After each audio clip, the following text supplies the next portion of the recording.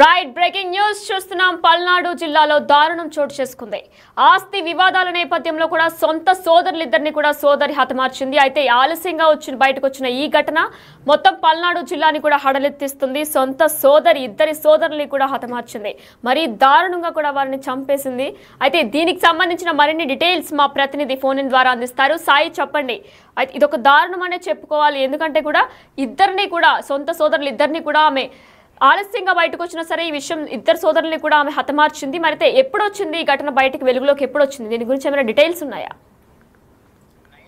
పల్నాడు జిల్లా నసరాపేట నకరకల్లు మండలంలో జరిగినటువంటి ఈ సంఘటన అనేది సభ్య సమాజం అనేది తలదించుకునే పరిస్థితే ఉంది అనే విధంగా చెప్పొచ్చు. ఎందుకంటే సొంత తోడబుట్టినటువంటి అన్నని తమ్ముడిని మహిళ హతమార్చడం అంటే అది కూడా ఓన్లీ డబ్బు కోసం, డబ్బుపై ఉన్నటువంటి ఆశతో వాళ్ళిద్దరిని కూడా చాలా కఠినమైనటువంటి పరిస్థితుల్లో వాళ్ళిద్దరిని కూడా చంపినటువంటి పరిస్థితి ఉంది. అన్నని మెడకి చిన్ని వేసి బిగించి మరీ చంపటం, తమ్ముడినేమో కాలువలో పడేసి చంపేసినటువంటి సంఘటన చూస్తే అక్కడ ఉన్నటువంటి వాళ్ళంతా కూడా చలించిపోతున్నటువంటి పరిస్థితి ఉంది. ఇలాంటి మహిళ మా మధ్య ఇన్ని రోజులుగా ఉందా అనే విధంగా కూడా అక్కడ స్థానికంగా ఉన్న వాళ్ళు కూడా వాళ్ళ యొక్క ఆవేదన వ్యక్తం చేస్తున్నటువంటి పరిస్థితులు ఉన్నాయి. ఓన్లీ చనిపోయిన తండ్రి ఏదైతే ప్రభుత్వ ఉద్యోగం చేయడం జరిగింది, ప్రభుత్వ ఉపాధ్యాయుడిగా చేశారు, ఆయన చనిపోయిన నేపథ్యంలో ఆయన నుంచి వచ్చేటటువంటి బెనిఫిట్స్ ఏవంటే ఉంటాయో ఆ బెనిఫిట్స్ కోసమే చేసినటువంటి పరిస్థితి ఉందనే విధంగా చెప్పొచ్చు. దాంట్లో అన్న కానిస్టేబుల్ గా కూడా చేస్తున్నాడు. అంటే పోలీస్ డిపార్ట్మెంట్ కి సంబంధించిన వారి దగ్గర మాట్లాడాలన్నా కనీసం అంటే అన్నదమ్ముళ్ళు ఉన్నా కూడా కొంత ఇబ్బంది, భయపడతారు ఆడవాళ్ళు. అలాంటిది ఒక కానిస్టేబుల్ ని పూర్తి ప్లాన్డ్ గా అతనికి మద్యం తాగించడం, తర్వాత అతను మత్తులోకి వెళ్ళినటువంటి సమయంలో మెడకు చున్ని బిగించడం, అతన్ని బిగించి హత్య చేయడం, ఇదంతా చూస్తే ఆమె ఒక ఆలోచన విధానం అనేది ఎంత క్రూయల్ గా ఉందనేది కూడా అర్థమవుతుంది. ఇలాంటి మహిళలు సమాజానికి కూడా ఇబ్బందికరం అనే విధంగా కూడా స్థానికులు అయితే చెప్తున్నటువంటి పరిస్థితి. ఏదైనప్పటికీ మాత్రం జరిగినటువంటి సంఘటన అనేది మాత్రం నసరాపేట మొత్తం కూడా ఒక కలకలం సృష్టిస్తుంది అనే విధంగా చెప్పొచ్చు. ఇదంతా కూడా సంఘటన వెలుగులోకి రావడానికి కారణం గోపికృష్ణ ఎవరైతే ఉన్నారో అతను కానిస్టేబుల్ గా బండ్ల మోటలో చేస్తున్నారు. అతను గత కొద్ది రోజులుగా కూడా విధులకు హాజరవబోతున్న నేపథ్యంలో ఎస్ఐ మెమో ఇవ్వడం జరిగింది. ఆ మెమోకి కూడా అక్కడి నుంచి సమాధానం రాకపోవడంతో వాళ్ళు ఏం జరిగింది అనే దానికి సంబంధించి డిపార్ట్మెంట్ పరంగా కొంతమంది వెళ్ళి విచారణ చేపట్టడం జరిగింది. అయితే ఆమె చనిపోయాడు అనే విధంగా చెప్తే అది అనుమానాస్పదమైనటువంటి మరణంగా కూడా వాళ్ళైతే నమోదు చేసుకోవడం, దానికి సంబంధించినటువంటి అంశం పైన వాళ్ళు దృష్టి పెట్టి విచారణ చేపట్టారు. ఈ నేపథ్యంలోనే ఈ సంఘటనలన్నీ కూడా వెలుగులోకి రావడం జరిగింది. ఆమెని పోలీసులు ప్రశ్నించగా జరిగినటువంటి సంఘటనలకు సంబంధించినటువంటి అన్ని వివరాలు కూడా పోలీసులకు అయితే చెప్పడం జరిగింది. అయితే ప్రస్తుతం కృష్ణవేణి ఎవరైతే ఈ రెండు హత్యలు చేసినటువంటి కృష్ణవేణి తనకు గతంలోనే పెళ్లి అవడం జరిగింది. భర్తకుతో కూడా కొంత విభేదాలు ఉండటంతో ఆమె ప్రస్తుతం అయితే తండ్రితో మొన్నటి వరకు ఉంది. తండ్రి జనవరిలో పక్షవాతానికి గురవటం, ఆయన తీవ్రమైనటువంటి అనారోగ్యానికి గురైనటువంటి నేపథ్యంలో జనవరిలో చనిపోయారు. ఆ జనవరి తర్వాత నుంచి జరిగినటువంటి సంఘటనలు ఇవన్నీ కూడా ప్రీ ప్లాన్డ్ గా చేసినట్టు కూడా క్లియర్ గా అయితే తెలుస్తున్నటువంటి పరిస్థితులు ఉన్నాయి. మొత్తంగా చూస్తే మాత్రం ఒక ఆస్తి కోసం అన్నదమ్ముల ఇద్దరిని చంపినటువంటి మహిళకు సంబంధించినటువంటి విచారణ అయితే ప్రస్తుతం కొనసాగుతుంది. కఠినమైనటువంటి శిక్షలు కూడా అమలు చేస్తామనే విధంగా కూడా పోలీసులు చెప్తున్నారు. మొత్తంగా మాత్రం చూస్తే ఒక కుటుంబంలో ఉన్నటువంటి పేగు బంధానికి సంబంధించినటువంటి అంశాలు కూడా ప్రస్తుతం డబ్బు ముందు దిగదింపులు అయిపోతున్నాయి అనే విధంగా కూడా ఈ సంఘటన చూస్తే మాత్రం క్లియర్ గా అర్థమవుతుంది. సమాజం అనేది ఇలాంటి అంశాలపైన చాలా తెలుసుకోవాలనే విధంగా కూడా చాలా మంది చెప్తున్నారు. ఎందుకంటే డబ్బు అనేది ప్రధానం కాదు. తర్వాత ఇప్పుడు డబ్బు వచ్చింది, ఆమెకు బాగానే ఉంది, కానీ ఆమె పైన ఈ అత్యాచార నేరాలు ఉన్నాయి. దాంతో పాటు మరో వ్యక్తితో ఆమె ఉంటున్నటువంటి పరిస్థితి ఉందనే విధంగా కూడా ప్రస్తుతం వెలుగులోకి వస్తున్నటువంటి నేపథ్యంలో ఆమెకి చాలా ఇబ్బందికర పరిస్థితులు ఉంటాయి. అదే కనుక ఎవరైతే సోదరులతో కనుక కలిసి ఉంటే ఆమె జీవితం కూడా చాలా బాగుండేది కదా అనే విధంగా కూడా చాలా మంది చెప్తున్నారు. పోలీసులు అయితే ఈ కేసుకు సంబంధించి దర్యాప్తు అంతా కూడా పూర్తి చేసి ఆమెకి కఠినమైనటువంటి శిక్ష పడే విధంగా కూడా అమలు చేస్తామనే విధంగా కూడా చెప్తున్నటువంటి పరిస్థితులు ఉన్నాయి. నైనా, అయితే శంకర్, మనం చూసుకున్నట్లయితే కృష్ణవేణి ఒక్కరే ఈ ఘాతుకానికి పాల్పడ్డారా, లేదంటే కృష్ణవేణి భర్త కూడా సహాయం చేశారా? అంటే ఇద్దరిని హతమార్చడం ఒక్క మహిళ వల్ల అంటే కష్టం కాబట్టి అంటే ఎవరైనా సహాయం చేశారా ఆవిడకి? దీనికి సంబంధించి ఏమైనా డీటెయిల్స్ ఉన్నాయా మీ దగ్గర?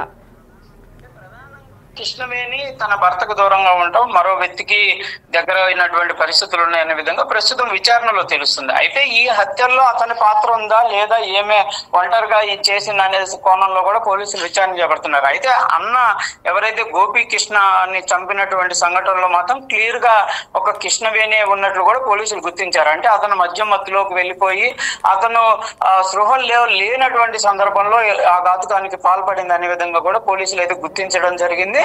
అప్పుడు మాత్రం ఆ సంఘటనలంతా కూడా కృష్ణవేణి ఒకటే ఉన్నట్టు చెప్తున్నారు. కాకపోతే తమ్ముడికి సంబంధించి కాలువలో పడేసినటువంటి నేపథ్యంలో ఎలాంటి జరిగింది, ఆమెకు ఎవరైనా హెల్ప్ చేశారా, ఎవరైతే ఈ కృష్ణవేణి ఎవరికైతే ఇప్పుడు దగ్గర అయినటువంటి పరిస్థితి ఉందో ఆ వ్యక్తి యొక్క సహాయం పొందిందా, లేకపోతే అసలు వీళ్ళిద్దరిని చంపేసిన తర్వాత ఆమె ఏ విధంగా వాళ్ళని కర్ణం చేయడం జరిగింది, దాంట్లో ఎవరి పాత్ర ఉంది, ఇవంతా కూడా బయటికి రాకుండా ఎవరైనా ప్రీ ప్లాన్డ్ గా ఈమెకి ఇవంతా కూడా చెప్పారనే కోణంలో అయితే ప్రస్తుతం దర్యాప్తు జరుగుతుంది. ఈ కేసులో ప్రస్తుతానికైతే కృష్ణవేణిని మాత్రం అదుపులోకి తీసుకున్నటువంటి పరిస్థితులు ఉన్నాయి. మరియు మిగిలిన వాళ్ళ సహాయ పాత్రకి సంబంధించినటువంటి కోణంలో అయితే ప్రస్తుతం దర్యాప్తు జరుగుతుంది.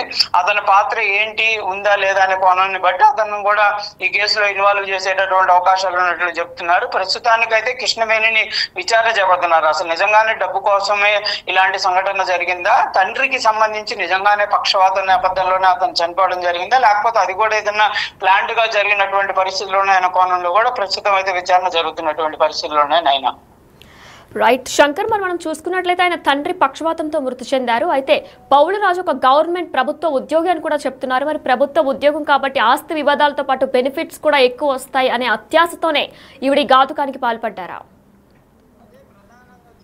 ప్రభుత్వ ఉద్యోగం చేస్తున్నటువంటి తండ్రి చనిపోతే కంపల్సరీగా పెన్షన్ బెనిఫిట్స్ రావడంతో పాటు ఉద్యోగానికి సంబంధించినటువంటి అంశాలు కూడా వచ్చేటటువంటి అవకాశాలు ఉంటాయి. అయితే ఆయనకి సంబంధించి సర్వీస్ ఎలాంటి పరిస్థితులు ఉన్నాయి, ఆ సర్వీస్ ప్రకారం ఏ విధంగా చేయడం జరిగింది అనే దాని కోణంలో మాత్రం ఆయనకు బెనిఫిట్స్ ఏ విధంగా వస్తాయనేది చూడాలి. ఏదైనప్పటికీ మాత్రం ఒక ప్రభుత్వ ఉద్యోగి చనిపోతే కంపల్సరీగా లక్షల రూపాయలే పెన్షన్లు వచ్చేటటువంటి పరిస్థితులు ఉంటాయి. కాబట్టి ఆమె అనుభవించాలి అంటే ఇంకెవరు అడ్డు ఉండకూడదు. కాబట్టి ఇలాంటి ఘాతుకానికి పాల్పడ్డట్టు కూడా క్లియర్ గా తెలుస్తుంది. ఎందుకంటే ఒకవేళ కనుక తమ్ముడు గాని అన్న గాని బతుకుంటే ఆ తండ్రి నుంచి వచ్చేటటువంటి అంటే ఉద్యోగరీత్యా వచ్చే బెనిఫిట్స్ కానీ ఆయన సంబంధించినటువంటి అసెట్స్ వాళ్ళకు కూడా షేరింగ్ ఇవ్వాల్సినటువంటి పరిస్థితులు ఉంటాయి. కాబట్టి మొత్తం తానే అనుభవించాలనే విధంగా కృష్ణవేణి ఈ ఘాతుకాన్ని పడ్డబట్టు తెలుస్తుంది. అయితే తన ఒక్క ఆలోచనైనా లేకపోతే తన ఒక్క ప్రేయుడుగా చెప్పినటువంటి వ్యక్తి ఏమన్నా ఇందులో ఆమెని ఇన్వాల్వ్ చేసి ఆమెను క్లియర్ గా మెస్మరైజ్ చేసినటువంటి పరిస్థితులు ఉన్నాయనే కోణంలో కూడా ప్రస్తుతం అయితే విచారణ చేపడుతున్నారు.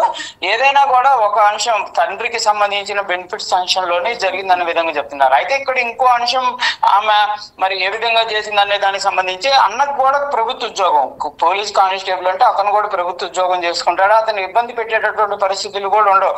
కానీ ఒకవేళ అతను ఏమన్నా పోలీస్ డిపార్ట్మెంట్ లో ఉన్నాడు కాబట్టి కంపల్సరీగా ఈ బెనిఫిట్స్ లో అతను లబ్ధి పొందేటటువంటి అవకాశాలు ఎక్కువగా ఉంటాయి అనేటటువంటి ఒకే ఒక ఆలోచనతో ఇలాంటి కుట్రపూరితమైనటువంటి ఆలోచన చేసిందనే విధంగా కూడా తెలుస్తున్నటువంటి పరిస్థితి. ఏదైనప్పటికీ మాత్రం కృష్ణవేణి ప్రస్తుతం చేసినటువంటి ఈ జంట హత్యలకు సంబంధించినటువంటి అంశం అయితే ఒక కలకరంగా మారిందనే చెప్పొచ్చు. ఎందుకంటే సొంత అన్నదమ్ములను చంపడానికి అసలు చేతులు ఎలా వచ్చాయి అనే విధంగా కూడా అనేక మంది అయితే దీనిపైన తీవ్రమైనటువంటి ఆవేదన కూడా వ్యక్తం చేస్తున్నటువంటి పరిస్థితులు ఉన్నాయి. నైనా రైట్, థ్యాంక్ యూ శంకర్.